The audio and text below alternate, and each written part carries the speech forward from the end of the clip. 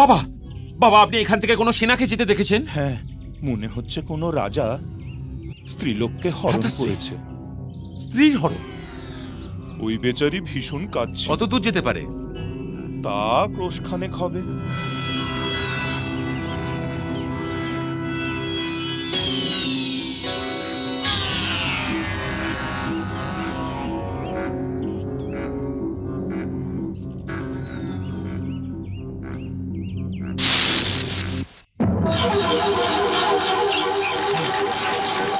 আগুন! এ কি হলো? এই বানকে চিনে নে জয়দ্রথ, এটা গান্ডীব থেকে চালানো বান।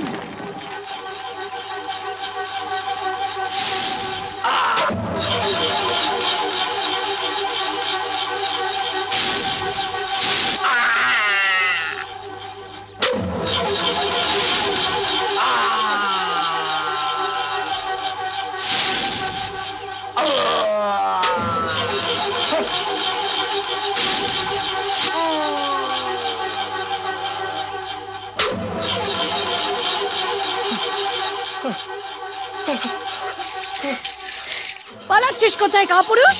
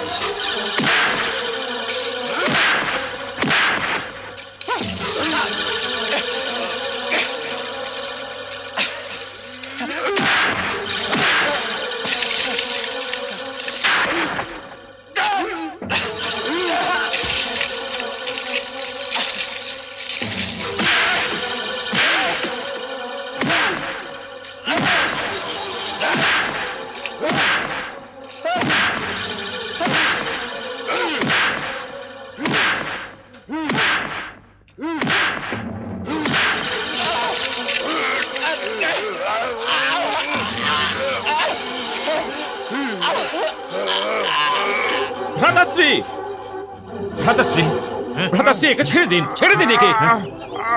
ভ্রাতাশ্রী, একে দণ্ড দেওয়ার কোনো অধিকার আপনার নেই। একে মহারাজের কাছে নিয়ে চলুন।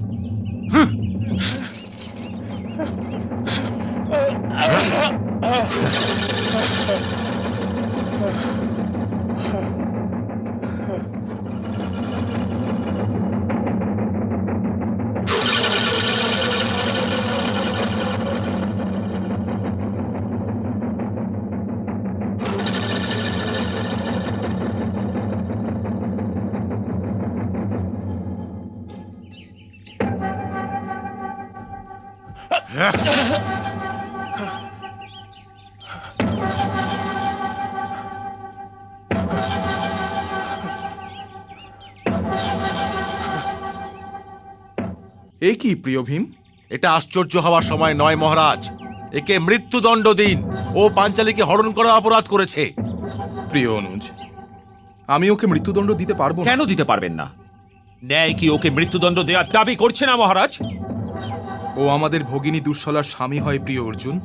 ন্যায় কবে থেকে সম্পর্ককে দেখতে লাগলো জ্যেষ্ঠ ভ্রাতাশ্রী? এর শাস্তি তো মৃত্যুদণ্ডই হওয়া উচিত। আমি এই দণ্ডের চাহিদা এই জন্যেই করছি না যে উনি পাঞ্চালীকে হরণ করবার অপরাধ করেছেন। আমি দণ্ডের চাহিদা এই জন্যেই করছি যে উনি একজন বিবাহিতা স্ত্রীকে হরণ করবার পাপ করেছেন। আর যে রাজ্যে কেউ স্ত্রীকে অপমান করে এই জন্যে ছাড়া পেয়ে যাবে যে সে রাজার ভগ্নিপতি, তবে সে রাজ্য ভালো লোকের থাকবার যোগ্যই নয়। মহাভারত।